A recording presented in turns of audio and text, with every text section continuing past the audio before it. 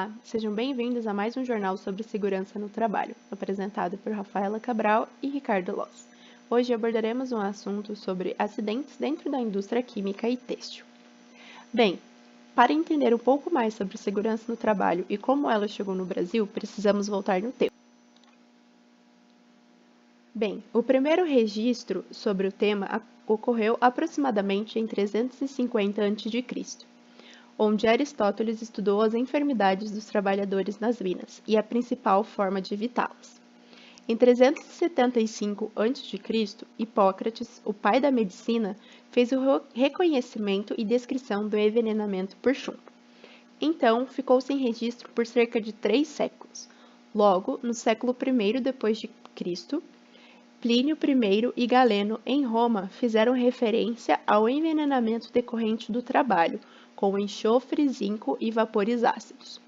O próximo registro, voltado para a saúde dos trabalhadores, foi somente depois de mais de um milênio.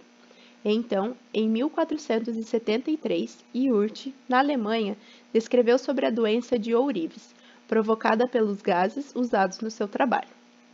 Em 1713, Bernardino, na Itália, escreveu o tratado de referência no campo da medicina ocupacional. Então, na Inglaterra, em 1801, Thomas descreveu condições de higiene do trabalho. Um ano depois, foi instituída a primeira Lei de Proteção ao Trabalhador, estabelecendo uma jornada de trabalho de 12 horas e Lei de Saúde Moral a aprendizes.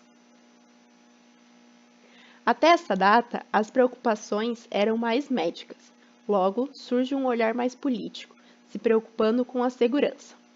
Ainda na Inglaterra, em 1831, Charles descreveu as doenças relacionadas ao trabalho em geral.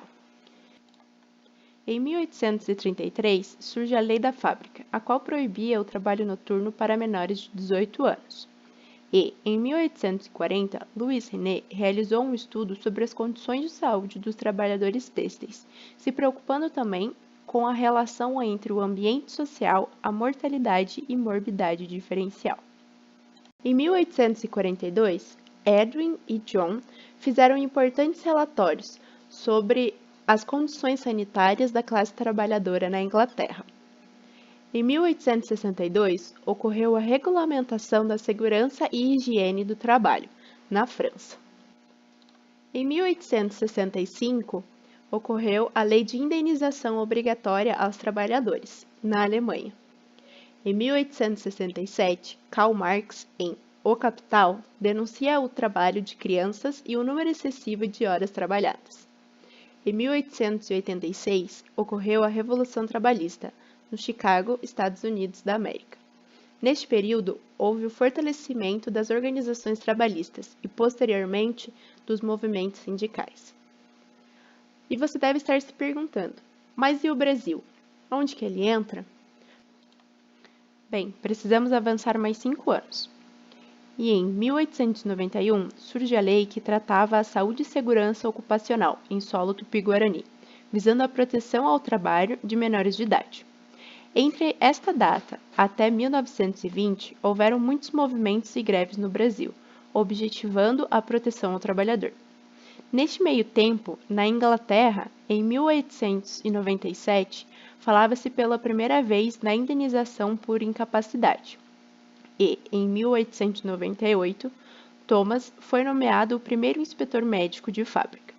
Voltando ao Brasil, em 1919, surge a Lei 3.724, sobre os diferentes tipos de acidentes no trabalho.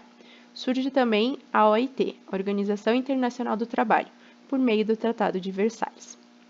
Então, em 1930, surge o Decreto 19.433, que cria o Ministério do Trabalho. Em 1934, é criada a Inspetoria de Higiene e Segurança no Trabalho, atualmente conhecida como Secretaria de Segurança e Saúde no Trabalho. Em 1943, ocorre a consolidação das leis trabalhistas, pelo Decreto número 5.452, que trata sobre normas de inspeção, órgãos de segurança e IPIs, entre outros. Então, em 1948, é criada a Organização Mundial de Saúde, a OMS. E em 1966, é criada a Lei nº 5.161, a qual funda o Centro Nacional de Segurança, Higiene e Medicina do Trabalho, atual Fundacentro. Nos anos seguintes, foram surgindo e sendo reconhecidas profissões relacionadas à segurança do trabalho. De 1990 para frente, surgiram outras normas, ajustes importantes realizados, entre outros. E quando falamos sobre medicina e segurança no trabalho, nos referimos diretamente à metodologia e práticas prevencionistas, logo a departamentos responsáveis pela criação de ações e procedimentos necessários para diminuir as possibilidades de acidentes e doenças no ambiente de trabalho, objetivando melhorar as condições em que as atividades são desempenhadas, tendo um impacto direto na qualidade da vida do trabalhador, sendo esta uma breve noção no conhecimento de segurança no trabalho. Porém, a responsabilidade pela segurança é dividida em 3 partes: o poder público, o poder do empregador e o próprio empregado. Vamos abordar agora sobre o que um engenheiro químico faz e o que um engenheiro têxtil faz. Bem, o engenheiro químico tem como principais funções desenvolver e melhorar produtos e processos na indústria química, petroquímica e de alimentos, assim como gerenciar a operação, manutenção e confiabilidade de plantas fabris, estabelecendo o processo de produção e instalações de equipamentos. Tendo um campo de atuação muito amplo, contemplando o trabalho em organizações públicas e privadas, ligadas ao controle e cuidado do meio ambiente, e institutos de pesquisas, indústrias, laboratórios químicos, agroindústrias e docência. Esse tipo de profissionais podem exercer suas competências no gerenciamento estratégico dos recursos naturais, pois, diante da escassez de matéria-prima, as empresas precisam otimizar os recursos disponíveis, bem como encontrar sempre novas alternativas para o desenvolvimento de novos produtos e processos. Já a engenharia têxtil traz uma proposta que contempla as etapas produtivas importantes, da concepção, desenvolvimento e produção, até a confecção final de produtos têxteis, promovendo os novos processos que exigem um amplo conhecimento em materiais, opções de processamento, necessidades das aplicações e cenários de uso, podendo atuar no mercado de trabalho em todos os elos da cadeia têxtil, desde o beneficiamento de produção das fibras têxteis e outras matérias-primas correlatadas, passando pelas suas diversas fases de transformação física e química, até a comercialização, marketing e assistência técnica de produtos. Todos os trabalhos oferecem riscos, porém alguns desses riscos em alguns casos vêm a se tornar acidentes. Segundo o IBGE, mais de 154 mil brasileiros receberam auxílio por acidente no trabalho, no ano de 2018. Além disso, 7.500 brasileiros receberam aposentadoria por invalidez por acidente no trabalho.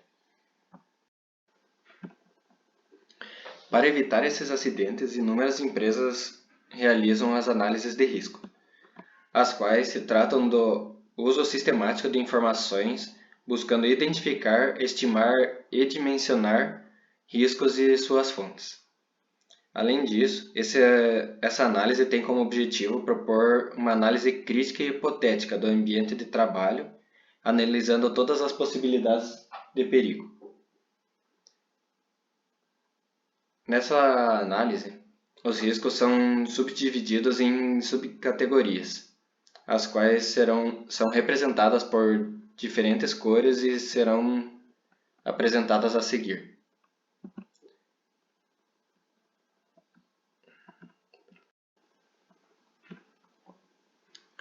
A primeira delas se trata dos riscos físicos, a qual são representados em verde e são riscos causados por ruídos, vibrações, temperaturas extremas, pressões anormais, umidade ou radiações ionizantes ou não.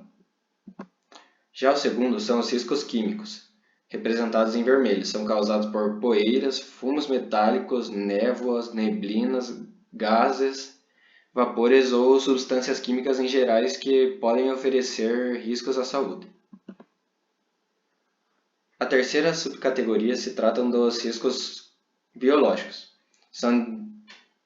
os quais são definidos pela cor marrom, são causados por vírus, bactérias, protozoários, fungos, parasitas, bacilos ou animais peçonhentos. Os riscos ergonômicos são representados em amarelos e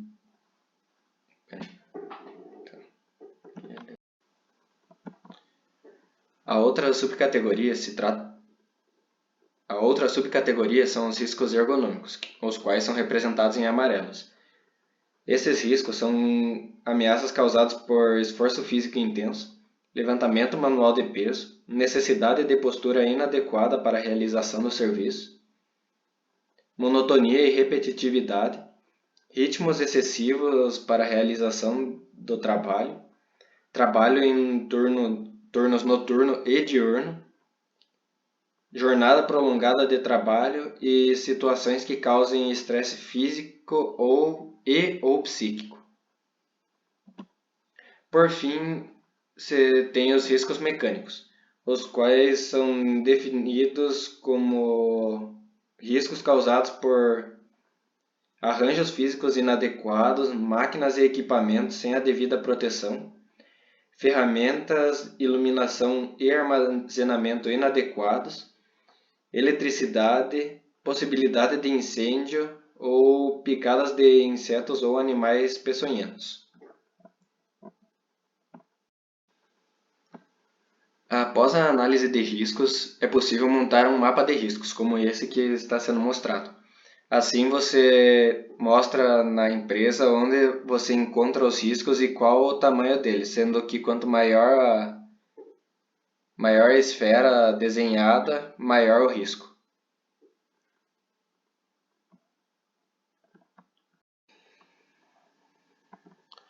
Assim como outras empresas, indústrias químicas também estão propensas a acidentes.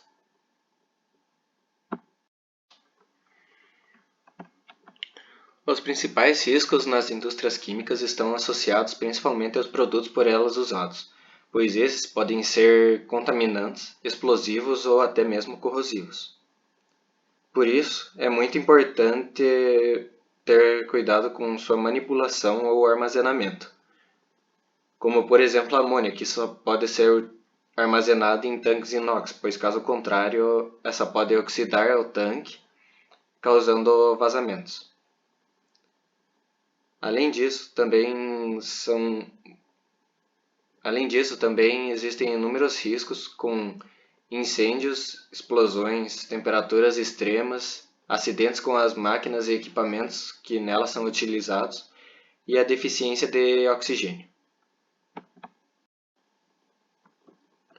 As indústrias têxteis também oferecem inúmeros riscos de acidentes, dentre os quais um dos principais seria os elevados ruídos emitidos pelas máquinas, os quais com grande exposição podem vir a trazer a perda parcial ou total auditiva. Também deve-se citar o uso de químicos nocivos, e até mesmo o próprio algodão, que é responsável pela liberação de inúmeros resíduos que, quando se mantêm em suspensão no ar, podem vir a causar problemas respiratórios. Ainda existem inúmeros riscos ergonômicos e mecânicos.